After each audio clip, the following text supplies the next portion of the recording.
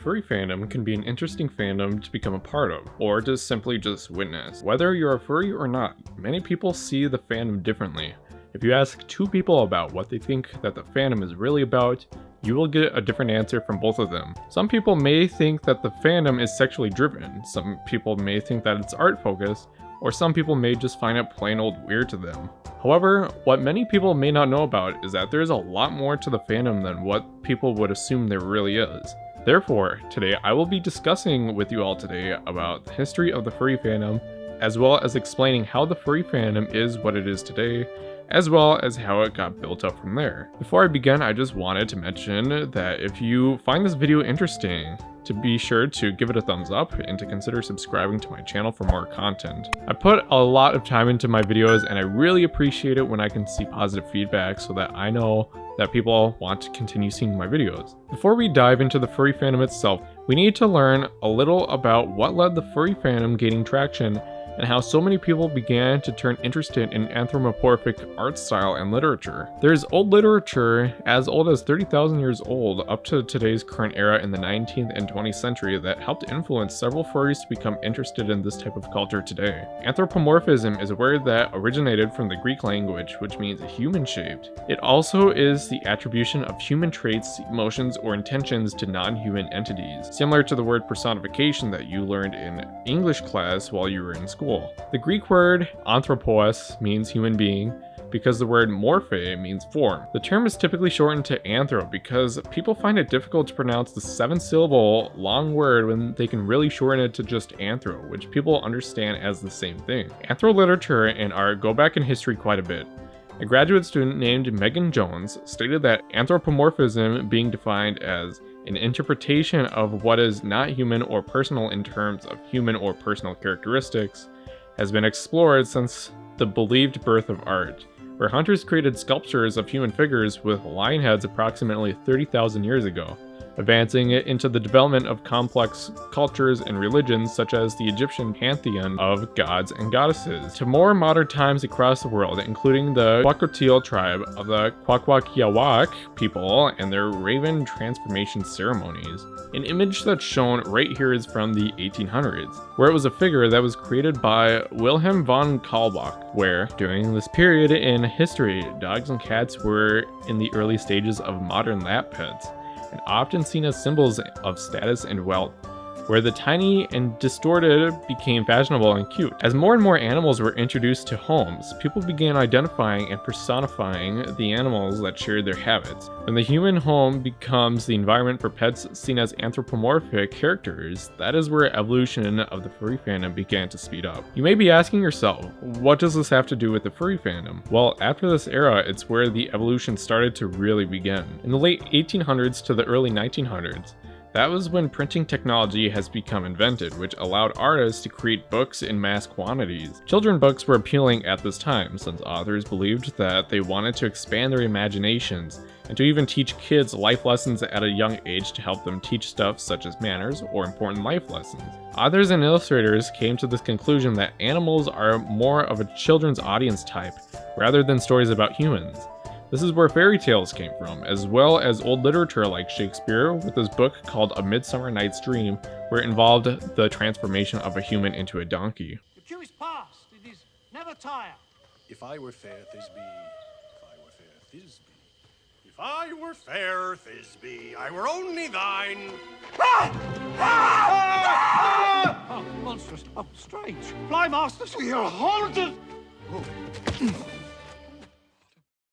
Going back to the early children's books, Palmer Cox wrote a book called Grandmother Mouse Tale in 1896, where animals talked or walked divided between 2 or 4 feet, began wearing clothes, living in homes, and having complicated family structures develop. Palmer started to write a book series in 1890, which was called Funny Animals, which is known to be one of the earlier children's literatures related to anthropomorphic animals. The funny animal fandom was considered to be the first part of the furry fandom, where it mainly composed of classical funny animals, from the Golden Age and the Silver Age of comics. In the 1960s, the art world continued to increase with wider varieties of styles beginning to develop. A book series which many of you may recognize is called The Berenstain Bears, which involved more color and more life lessons that appealed to younger audience whenever they read this book in elementary schools. Around this time, Walt Disney released several movies which involved anthro-animals as the main characters. Dumbo was released in 1941, which was about an elephant and a mouse achieving full potential in a circus. Bambi was released in 1942, which is the story of a young deer growing up in a forest. Jungle Book was released in 1967, which involved a panther and a bear to convince a boy to leave the jungle to join his human civilization, etc., etc. Anthropomorphic animals began a popular phenomenon with fans of all ages, with its popularity mainly sparking around World War II as it was used for war propaganda. Later on, as more anthro movies and literature were created, there started to be several movies that gained popularity, such as Kimba the White Lion, The Planet of the Apes, Fritz the Cat, and Watership Down.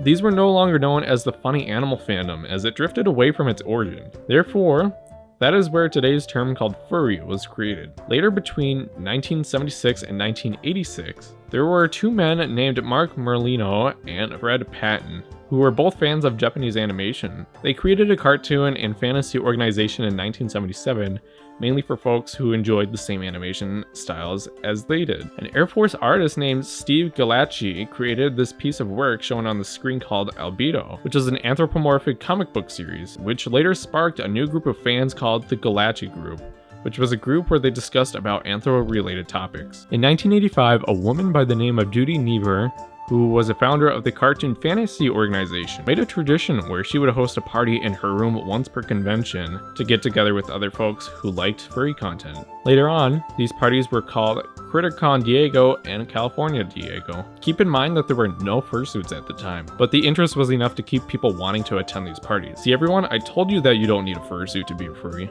In 1988, these parties started to get very large in size, to the point where these science fiction conventions started to deter folks from going because they're into science fiction, but more so because they want to be there for the furry parties. From the late 1960s up to this point, there was an interest which involved funny animals in adult situations. While this was hitting its all-time high peak in 1988, several people were left intrigued by this artwork, where several artists revealed collections of their entries and sketchbooks of their art. These furry parties started to get so large that they decided to create the first furry convention in this area, which is known as Conference Zero, which was located in Costa Mesa, California on January 21st and 22nd of 1989, which had a total of about 65 attendees.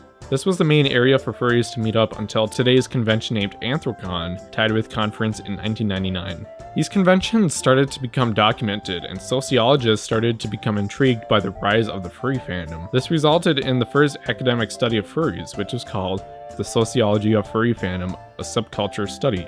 The study consisted of several interesting statistics that were gathered by the sociologist named David J. Rust, who conducted these surveys at conventions between 1998 to 2000. These statistics are interesting, in my opinion. Some of the statistics said that 70% of furries originated from the USA, 94% of them are from a Caucasian background, 42% of them are single, and 35 of them make less than $10,000 annually. I'll include the full statistics in the description below. One of the first furry-related websites was created in the 1990s, which was called alt.fan.furry, which was from the first Usenet news groups that were published. In 1992, these fans enjoyed role-playing with other furries online, where they also enjoyed sharing their art and writing stories about their personas. And yes, YIF was also a thing during this time, so don't ask me in the comments. The furry fandom has peaked in the 2000s, where 30 additional cons began after the 13 in the 1990s were created. This leads up to today's day and era, where we now know the furry fandom as a large, open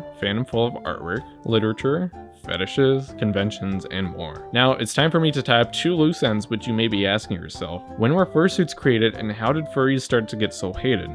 According to the Wikipedia, the term fursuit is believed to have been coined in 1993 by Robert King and is usually used to describe custom-made bipedal animal costumes owned and worn by cosplayers and members of the furry fandom, commonly known as furries. Furry who wears a fursuit is called a fursuiter. Although this term was created in 1993, they were actually made much more before that. which was as early as 1947. However, these were known as mascots, and the term fursuit was created mainly due to the fursuit having a unique original character that was made by the wearer, and it was more carefully crafted and better fitting mainly for the owner's unique body. The fursuits in the mid-2000s were beginning to become such a high demand that it started to become a business for furries working in the industries. There are thousands upon thousands of dollars worth of suits that are made each year, and sports teams are starting to commission fursuit companies rather relying on their own team to do it. For the second loose end to tie up, furries are known to be hated mainly due to criminal activity that correlates with furries. For the number one,